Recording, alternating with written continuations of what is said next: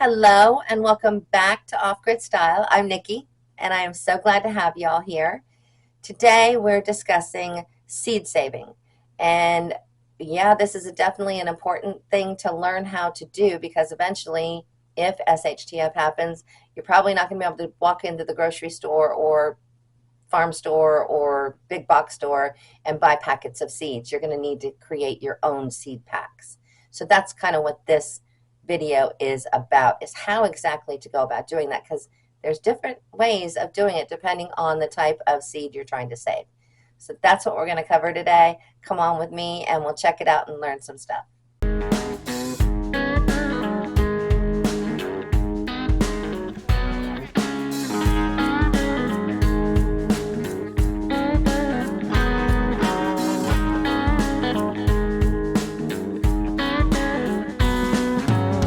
If you enjoy this video, please don't forget to like, comment, and subscribe. Tomatoes. Remember to choose fully ripe, disease-free tomatoes. To extract the seeds, cut the tomatoes and squeeze the seeds, pulp, and gel into a cup. Cover the cup with a napkin and sit it in a cool, dry place. Allow this mixture to ferment for about 3 days at room temperature. Stir the mixture daily. After fermentation, add water to the container. Viable seeds will sink to the bottom. Discard any floating debris. Rinse and dry the seeds on a coffee filter or paper towel. Once the seeds are completely dry, store them in an airtight container in a cool, dry place. Pepper seeds. Be sure to select fully ripe peppers with mature seeds. Cut open the peppers and remove the seeds. Lay the seeds on a paper towel to dry for about a week. Store the dry seeds in an airtight container. Let's look at cucumbers. Choose ripe cucumbers that have just started to turn yellow. Cut open the cucumber and scoop out the seeds. Rinse the seeds to remove any remaining pulp. Spread the seeds on a paper towel to dry for several days. Once again, store the dry seeds in an airtight container. Zucchini. First, allow the zucchini to grow large and fully mature on the plant. Cut the zucchini open and scoop out the seeds. Spread the seeds on a paper towel and allow them to dry for a few days. And, as with the others, store the dry seeds in an airtight container. Now let's look at beans. Let the beans fully mature on the plant until the pods are dry and brittle. Shell the beans and collect the seeds. Be sure to remove any remaining pod debris. Spread the seeds on a paper towel or screen to dry thoroughly. Store the dry bean seeds in an airtight container. Saving pea seeds. To harvest, leave the pea pods on the plant until they turn brown and rattle when shaken. Shell the peas and collect the seeds. Spread the seeds on a paper towel or screen to dry, and then store the dry seeds in an airtight container. Next, we have carrots. Overwinter some of your carrots in the ground until the next year when they will begin to produce seeds. Allow the carrot tops to bolt and they will produce a tall, flowering seed head. Harvest the seeds when the umbels or seed heads turn brown and dry. Remove the seeds from the umbels and let them air dry. And store the dry seeds in an airtight container. Let's take a look at lettuce. Allow some of your lettuce plants to bolt and flower. Let the flower heads mature and dry on the plant. Collect the seeds from the dried flower heads. Be sure to remove any remaining plant debris from the seeds and store the dry seeds in an airtight container. Saving spinach seeds. Leave a few spinach plants to bolt and produce seeds. Allow the seed heads to mature and dry right on the plant. Collect the seeds from the dried seed heads.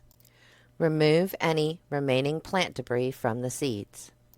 And store the dry seeds in an airtight container. Let's look at kale. Kale plants will produce seeds in their second year. Let the seed pods mature and dry on the plant. Then you will collect the seeds from the dried seed pods. Remove the seeds from the pods and let them air dry. And finally, store the dry seeds in an airtight container. Collecting cabbage seeds. If you allow a cabbage plant to overwinter, it will produce seeds the next year. Again, let the seed pods mature and dry on the plant. Collect the seeds from the dried seed pods, and then you will remove the seeds from the pods and let them air dry. Store the dried seeds in an airtight container. How about saving radish seeds? Allow some of your radishes to bolt and flower. Let the seed heads mature and dry on the plant. Then you'll collect the seeds from the dried flower heads, remove any remaining plant debris from the seeds, and as with all dried seeds, store them in an airtight container. Onions. Onions will also produce seeds in their second year. Allow the flowering seed heads to mature and dry on the plant. Collect the seeds from the dried seed heads. Remove the seeds from the seed heads and let them air dry. Store the dry seeds in an airtight container. Let's look at the herb basil. Basil plants will produce seeds in their second year. Allow the flower heads to mature and dry on the plant. Then collect the seeds from the dried flower heads. Once you remove the seeds from the flower heads, let them air dry. And, as always, store the dry seeds in an airtight container. Next, we'll look at eggplant. Choose ripe eggplants, scrape out the seeds, and allow them to dry on a paper towel. Once the seeds are completely dry, store them in an airtight container. Saving okra seeds. Let some of your okra pods fully mature and dry on the plant. You'll then remove the seeds from the dried pods, and then you will store the seeds in an airtight container. If you haven't already, please don't forget to subscribe, like, and comment. Let us know what you think. Remember that by following these specific seed-saving techniques for each of the top 20 garden vegetables, you can ensure a continuous cycle of growth and maintain the quality of your favorite varieties. By seed saving, you preserve heirloom genetics and also reduce your reliance on purchasing seeds each season. I hope you found this information helpful. If you have any ways that you save seeds and you want to share them with me, I'd love to hear it. If you've had any experiences, good and bad, about saving seeds, let me hear those too. And that brings me to the subject of like, comment, subscribe, all those good things. When you do that, it tells YouTube that they put us in the right place to allow you to find us. So it pushes us up in the algorithm, and we'd really appreciate your help with that. Thanks very much and have a good day.